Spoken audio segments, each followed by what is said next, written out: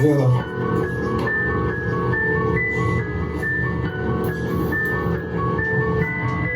I rise to eat, I eat to live.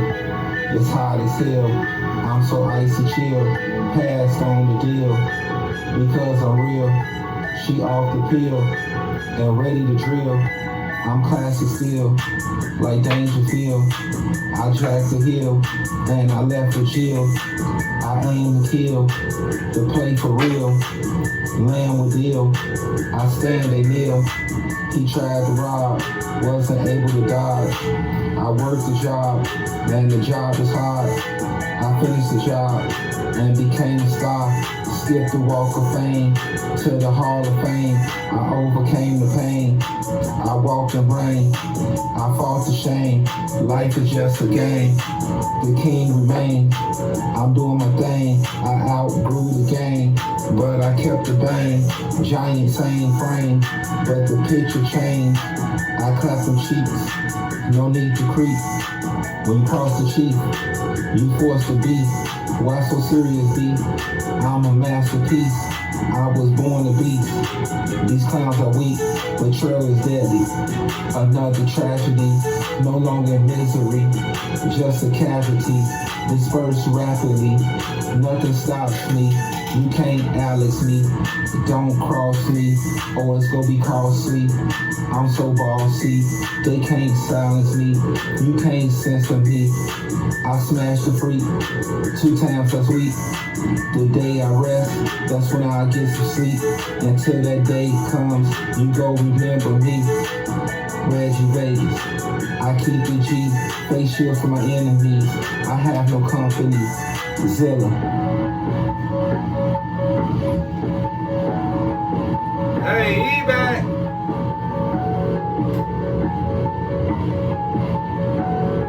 Everybody do it out there. Everybody do it out there. Everybody do it out there. Reggie Vegas podcast. We in the building and full of fizzad. Back to the listener app. Yeah, holla. Shouts out to all the wonderful people of the world, all the gods and goddesses. Much love getting new money up in the spot. Much love to my brother Jamie bringing me some money back from Africa. You know what I'm saying, representing. Much love to my cousin Demetrius bringing back some money from Jamaica. And he brought back some money from Canada as well. Got money from Mexico. Now we finna go over here to Thailand, my cousin. And I'm gonna have him bring back some money from there, even though he already got it where he don't spend. I'm gonna put that up there too. Get some of them yings or whatever they wanna call it. Reggie Vegas podcast. See, the difference is what makes me Chicago's #1 podcast is I tackle tough topics. I don't do no sucker stuff on my show. I bring awareness to the nation. Okay, and when you bring awareness means you trying to highlight something to wake people up. It's this saying everybody want to say they woke. But when it's time to accept the things that wake you up, I'm noticing a lot of people shy away from it. A lot of people redirect it because they don't want to answer the question. And they want to say, I'm not like this, or I don't do that, or... And I learned that early in my show history, because I used to say all in this, but you can't say all. You can say most, though. You can say many. That take away this, it ain't me, it ain't me. And when you dealing with black folks, what I'm noticing is they really like to deflect everything that's tough. They want to put onus on, I ain't doing the, but it ain't always about you. It's about us as a whole. And they always like to say, it take a village to raise a kid. A village is not one person. It's many multiple people. And we really got to get back to this mind state, because this me, I is not working, y'all. We got to get to us and we, not me and I. Reggie Vegas. So I said all that to say this here. Tonight's episode is entitled, What Did the Most Damage to the Black Community? The Willie Lynch letter or the Holy Bible?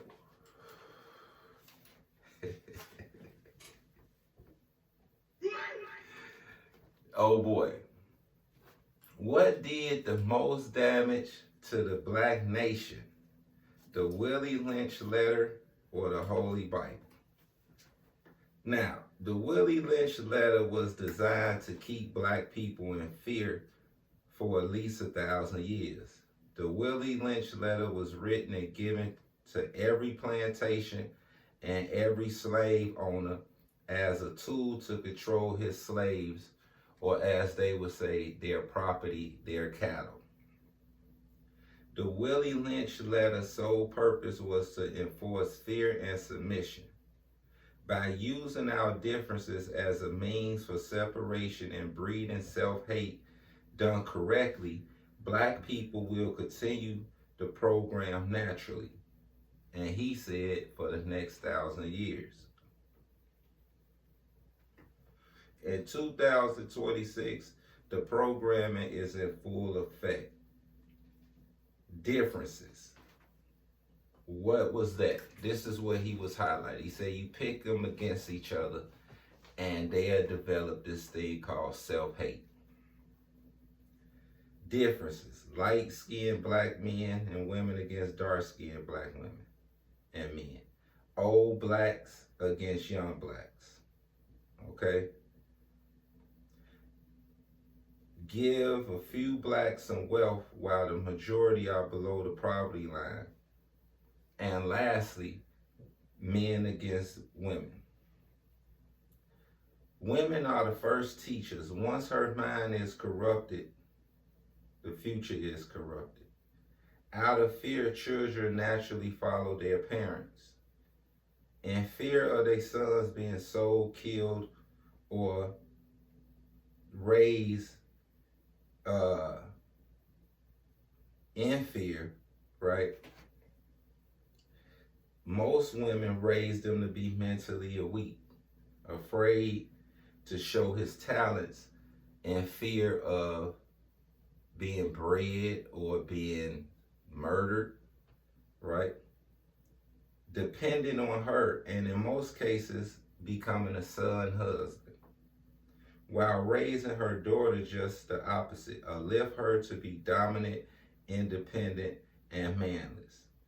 2026 is a complete role reversal, just like the Willie Lynch letter intended. Most men acting like women, most women acting like men. House niggas, field niggas, colorism. Light skin privilege, dark skin suffering. Old men against young men. In order to rise and conquer, we must unite. We must stop mistreating and hurting one another. We must believe and support one another. To beat the letter, we must do the opposite. Bringing back the family structure, bringing back learning, bringing back self-respect. Reggie Vegas. Now, when you dealing with this Willie Lynch letter, self-hate is the main thing that it enforces. Me, I'm a dark-skinned brother. Tall, masculine black man. When I go out into society, it's so many of my brothers and sisters that hate and despise me and don't even know me. Ain't never said hi to me, but I can tell the way they look at me. I can feel the energy when I come around. And it hurts a person like me because I love us. I love my people. And we in this condition, and we not overcoming this letter that was implemented way back in the 40s, 50s, 60s. Most people that I talk to, because I put this on social media just so I could get some responses and see where people heads at. Most people didn't even reply. They was like, they can't even. That's a good question, Vegas. That's all. That's a good question. And it's difficult because when you gotta bring awareness and overcome a problem, first thing you gotta recognize the problem. And I live in reality. Most of you people are delusional. You live in this fantasy world. Not me. I live in reality. I'm from Chicago, Illinois. I see how damaging it is not having a father in the house. This was implemented during the welfare system. If you wanted to get on welfare, you couldn't have a man. Why would you want to get on welfare and not have a man? Because this independent mind state that they was developing.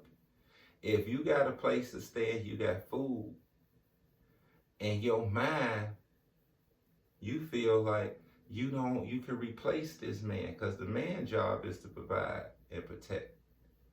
Because of that situation, these young folks out here have no protection and guidance. They not getting disciplined. Mama can't discipline no boy. They don't discipline no girl. They undisciplined. You raising these urban terrorists where they fathers at. Had to have sex with somebody to make the baby, right? The father is somehow gone for several reasons, which don't make no sense to me. We gotta have accountability as well. If you're going to sell drugs, you're going to go to prison eventually. If you go to prison, you're going to be out your kid's life. There's plenty of jobs and opportunities. Y'all broke up. So what? It's broke up. That don't mean you get out of your kid life because you ain't with the mother. We have a serious problem. Young guys and old guys is not getting together. How you gonna get the information? Ain't nobody gonna be able to tell you how life is besides people that has experience. The older generation got experience. They can tell you, young brother, do this and the third, man. The way you going, it ain't gonna end up between two things, dead and jail. Right? We have to unite to overcome this. It is so much fear out here. When you see 3 or 4 young brothers or 3 or 4 young sisters, you already know it's going to be some ignorant stuff happening. And it's happening. We got a whole generation of violent people. And I was talking to this lady about it one day, and she was like, well, Vegas, you got to understand this too. Your generation and the generation before you, y'all was all selling heroin and crack. And I was like, damn, you're right. And then these parents was having kids. So not only is the kid, because of DNA, birth with heroin and crack in their system, they don't have a parent or parents. And this girl I was talking to, she was adopted with a foster home. Her parents was on heroin. She from out west, cool little girl. But she was telling me, she was like, Reggie, and then schooling. When I was with my foster parents, they had me going to school out in Lane Tech and all of these schools out that way. When I was at public school, it was so jacked up, we ain't learned nothing. When I went out there, the education system is different. It's better opportunities for learning. And like I told her, public school is public school. Yet and still, you got to at least go to school. These young folks not graduating 8th grade. You living at home, nobody making you do anything. When I was taking a shower, getting ready for the show, what I was thinking was, if you young urban terrorists don't want to go to school, you don't want to get a job, your ass needs to be going to the military. Automatically. It shouldn't be no damn if, ands, or buts. You want to carry guns all day and shoot up your own damn people. Won't you go for the military and go and combat and kill for the United States and get some damn discipline? If you want to implement something, Reggie Vegas, let's implement the damn draft. If you 21 and under, and you just out here wandering, aimlessly doing shit with your damn life, the military is where you need to be. Back in the day, so many people went to the military because of that. And when they came out the military, they had structure, they understood discipline, they had some skills. You can't provide and protect a family with no skills. Okay? Number 2. The Holy Bible is a tool of submission, spiritual warfare against black people. Black people are spiritual beings. If you can control, influence, and manipulate someone's thought, passion, and faith, and force that they can't see or touch, you control their beliefs. Imagery, colorism. If color is not a form of mind control, why is it everyone in the Bible was pictured as white, including Jesus, when they was really melanated people? Why is this turn the other cheek and obey your master, and stories after stories of suffering, sacrificing, wizardry, and submission so highlighted towards this white Jesus? Why are there more churches in the black neighborhood than anything? How is it that this white Jesus died supposedly for our sins, while white people that look like this white Jesus doing all the sinning, murdering and killing? Why is the Vatican the headquarters of the Catholic Christian Church, full of stolen artifacts being hidden from the people? Programming. Why would a people who slaughtered your great-great-grandmother and your great-great-grandfather give you a book to read when they was killing blacks for reading? Every time a melanated person go out there body and pray to a white Jesus, you giving evil energy. Every time you call his name, you giving power to a fake image. You constantly breathing life into a demonic religion. The black woman and black man were the first on the planet, yet and still we don't know our spiritual God. Until white Jesus showed up, that's when we supposedly found our spiritual God, when we was the first people on earth. The devil is good, y'all. He the master of deception, the master of confusion. The devil is the master of lies and thievery. In the Bible it states the devil said he's going to go around and corrupt as many God people as he can. He's going to attack and turn as many people as he can away from righteousness, away from good and honor.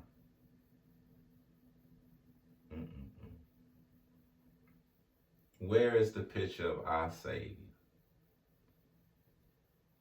in an image that look like us. The devil has corrupted the minds of most melanated people. Our environment, our circumstance, our condition is being orchestrated by evil. Most black people are doing the devil work at an all-time high. This Holy Bible,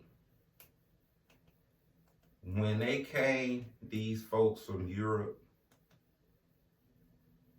when they came and was taking black people, murdering, killing, they was also promoting Christianity. Making sure every home, every black person resorted to this type of religion and faith. Knowing that they written it, corrupted it, knowing that they don't even know God. If they can make these people believe in something fake that they can't even see, and every time they look up at this person they praying to look like us, white people, Caucasian people, mentally is going to make them see us as God instead of them. We learning now because, like I stated, back in slavery days, if you was caught reading, the white man, the cracker, the slave owner would kill you. Don't you understand how wicked that is? So when they give you this book, most people, black people at the time, couldn't read. So they had to interpret whatever this preacher was saying. He was the one deciphering the book. Even now, when you go to church, it's somebody up there talking, deciphering the book. And most of you black folks don't even have enough conscious damn awareness to read it yourself. You just go ahead and go to church on Sunday and listen and take whatever this preacher, pastor, whatever you want to call them, says. The leader, the Vatican, they have so many black artifacts hidden in there. When you understand and study, you can understand that this wizardry and devil worship is what they are part of. Sacrificing human beings. It's a mind fuck. And we have been so mind fucked that we can't even get out of it. So that's why I said, what did most damage to the black nation? Was it the Willie Lynch letter, or was it the Holy Bible? Because also the Holy Bible is the most popular book in the whole wide world. It's always being regurgitated. It's in people's homes. You even got the white Jesus in your home. You ain't white.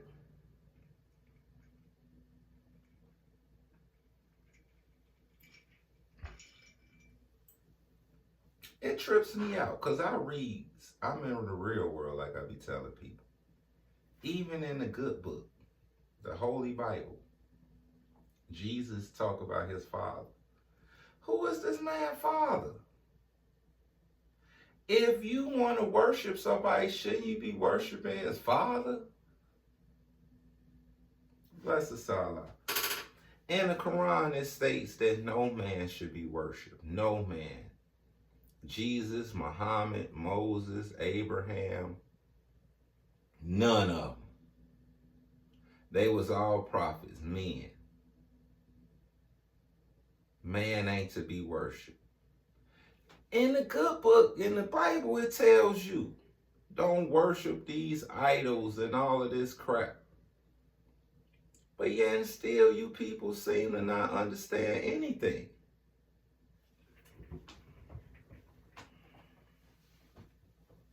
That's why I'm here. I'm not afraid to challenge you folks and learn at the same time because it's destroying us. If imagery and colorism wasn't a big deal, why you don't have a black person, Yahshua, in your house? Where's the image that he looked like? They said he had, what, skin of bronze and woolly hair? Where that guy at? I got it in my house. And I'm a Muslim. I don't even deal with the holy book. But I read it just like I read the Quran. I read it. And I understand how Shakespeare and these writers was orchestrating his book in a way where it could keep the people that was the most spiritual in submissive form.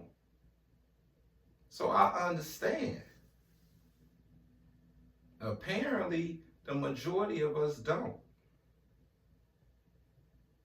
Now, this unk is what black people need to be walking around with, not no damn cross.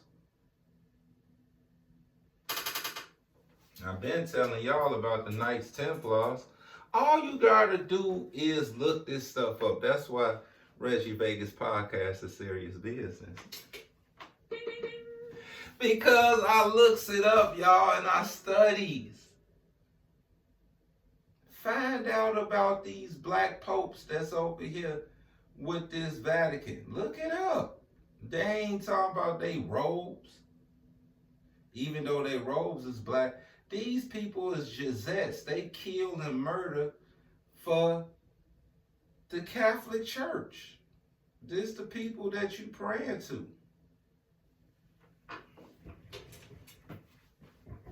Now, this joke was interesting to me. It was mad funny. But yeah, still it was so hurtful. Do you think God is black? He must be, because everybody call him Father, but no one seen him.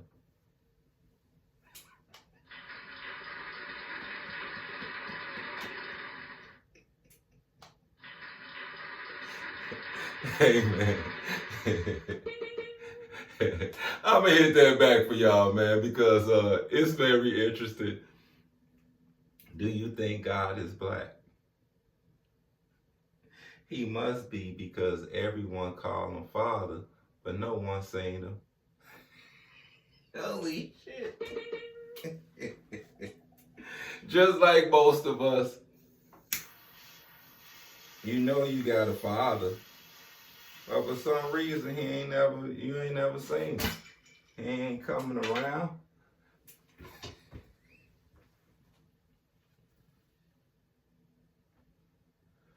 Man, that shit made me laugh. Now, I've been fortunate in my life to have my mother and my father live with me, my biological mother and my biological father. So I understand the dynamic. You need a man and woman. You need discipline. You need love. You could get them from both of them. You need direction. When you a little boy growing up, it come a point in time when your mama can't discipline you. Your daddy gonna have to discipline you. My homeboy came over the other day, we was talking, he was like, man, my son was getting out of control. His mama called me over when he get out of control, so he was talking shit one day, so I whooped his ass. She go tell me don't be putting my hands on him and all of that. I'm like, look, that's my son. You can't handle him. This how you handle him. You need ass whoopings. Don't be putting your hands on him and all this shit. He said, all right, well, fuck it. You deal with him. The next day, feds came. That man in jail, prison for 10 years. Because of this stuff his mama talking about, don't put your hands on, don't discipline. Women be like, you can't tell him nothing. You can't tell me nothing. So they out here just reckless because they really believe can't nobody tell them nothing and direct them. They passed this thing talking about if you whoop your kid, they can call some hotline and get you locked up and all this. Is you crazy? Black people need discipline. Just like women need discipline. Men need discipline too. That's the power of the man. But if you remove him, then where the discipline coming from? Now, before I get out of here, when I put this out on social media, a couple of people did respond. My homeboy Michael Bracey responded. He out there in Memphis. My homeboy LeBron Armour, he responded. He out there in Mississippi. And one of the wise men, Mohawk, he responded. And what Michael Bracey was saying was, he said neither did damage. He said take control of your own situation. And like I was telling Bracey, I was like, man, this condition we in, we just didn't get into this because it was years of things that the government did. It was years of things that we did to ourselves to get us in this condition. It just can't be me and me getting out of it. We have to unite. And he like, well, it's more millionaires now than, that's just money. It was millionaires back then. But it was more unity back then versus separation. And that's exactly what the Willie Lynch thing was about, having us be separated from our differences. We have to start understanding what I'm saying to you folks. Don't get into your emotions. Listen, and then, like he also said, get to your tribe and you and your tribe. And I'm like, bro, I could dig it. But we all a tribe. We the black tribe. My man LeBron Armour from Mississippi, he basically said the Willie Lynch letter did more damage than the Holy Bible. Because he was saying that the Holy Bible have a lot of good things in it, good instructions if you follow it and, you know, decipher, read between the lines and that type of thing. Yeah, and still the Willie Lynch is still going on. The man said 1,000 years, and we still in a worse condition now than we was back in slavery. We came out of slavery, we had Black Wall Street. When I was growing up, 122 East 68th Street, this is where my brother LeBron was from. He was from the same neighborhood. When he got older, he moved here in Mississippi. But in our neighborhood, we could go out and play. It was the icy cup lady. We weren't in fear of her putting something in our shit. We had the candy stores. All the businesses pretty much was black owned. Black men and women was married together. Even the ones that didn't, you know, single mothers, it was a group, a village. We looked out for each other. I remember, because I was living in it. We was helping her with groceries coming upstairs. She could walk down the street without fear of being robbed, raped, or murdered. It wasn't no damn rape, murder when I was growing up. It was maybe some scuffles, some fights. I ain't never hear about no damn body getting killed. We could ride on the bus all the way from 68th Street, all the way to Navy Pier, go to the game room and come back, man. It wasn't no damn, we was on our best behavior. I can remember them saying, don't go down there and embarrass us in front of these white folk. We weren't embarrassing nobody. When the street lights came on, we going in the crib, bro. Well, you go get your ass whooped by your parents. The neighbor mama whoop your ass too, man. Then call your mama, go to your house, your apartment. I stayed in an apartment building. Reggie was acting, I ain't never happened to me because I ain't never act up. But some other guys acted up. Man, they got their ass whooped. And then when you go home, you get another ass whooping. Man, I don't be wanting to get my ass beat. My mama caught me cursing one day. Whooped my ass. She was like, how you know all these damn cuss out of my daddy? Shit, that's how he talk. I knew what a bulldazzle sissy dyke was before damn near I knew my middle name. That's how my father talked.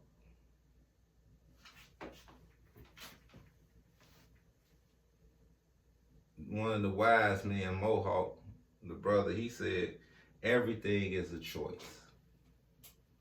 He likes to deflect with everything. But he says, you know, Reggie, don't highlight the negative all the time. Everything is a choice. At the end of the day, it ain't about highlighting the negative. It's about bringing awareness to the situation and the reality that I see it. And then most people see it unless you want to be blind or act like it don't exist. That's not my thing. I don't do that. But like he said, everybody have a choice. It's your choice not to go to work and have a job. It's your choice to be broke and rob and steal from your own people. It is your choice. Won't you choose living? How about choosing not to let your circumstances bring you down? Okay, you ain't had no parents. We understand. Won't you be different? Nobody graduated high school. Won't you be the one to graduate? Won't you make the choice to do good? Why is all your choices turning out bad, unproductive? Explain that. That's why I'm here. Because you weak. That's why y'all choices is what y'all. Because when something get tough, you quit.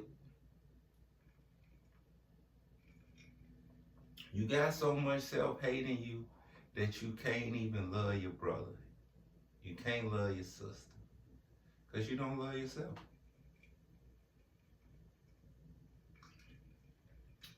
It's nothing that I want to do but elevate my people. But to elevate you, I got to bring back shame and dignity. Because apparently y'all don't have any.